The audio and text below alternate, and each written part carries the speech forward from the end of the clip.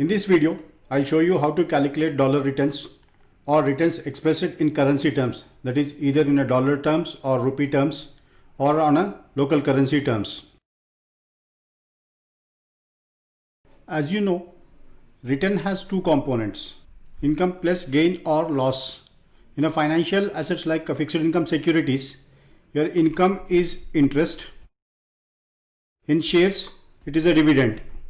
And capital gain or loss is change in the price. Now we'll see how we calculate a capital gain or a loss.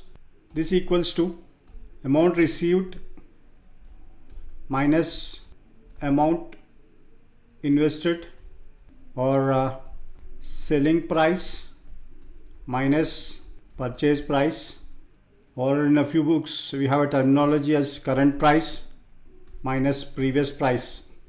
Instead of these different using a terminologies, we can put this into an equation. That is where your return, the current return, this equals to income that you receive during the period, holding period, plus price, current price or amount received, minus price at T, that is the invested price or amount that you invested. So here this is current price and this is the previous price. Now we put this in a simple example. Suppose you purchased a stock for rupees 100 and during the period the stock paid a dividend of rupees 5 and you sold the stock for rupees 120. Then your return is dividend amount or income that you received 5 plus your selling price 120 minus your purchase price 100. This equals to rupees 25 is the dollar return on this investment.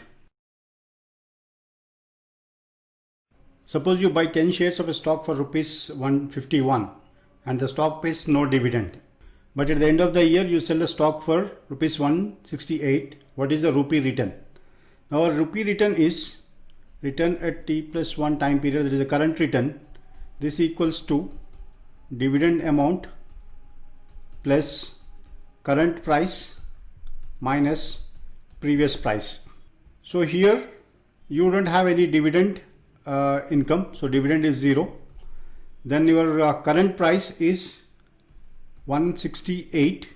This is the current price because you are selling, that is the selling price, minus 151 is your previous price or your purchase price. So this equals to 168 minus 151 and 17 rupees is your dollar return or rupee return on one share, and you purchase the 10 shares here.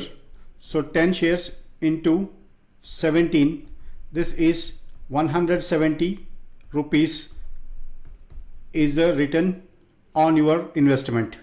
Here is the second illustration. So you are supposed to calculate the rupee return. So your rupee return is dividend at during the period plus selling price minus purchase price. So here the dividend paid on this stock is rupees 1. So 1 plus, and the current price or the price at the end of the year is 46. So 46 minus your previous price or price in the beginning, that is 27. So this equals to 1 plus 46 minus 27, that is 47 minus 27, 20. So your rupee return is rupees 20. Here are a few practical problems for your practice, which is followed by the solution key, and in between I also gave you the equation on how to solve these problems. Now before looking into solution key, try these problems, then get the answers, then check your answers with the solutions which are given here. In my next video, I am going to explain you how to calculate return on investment expressed in percentage terms. Thank you for being with me.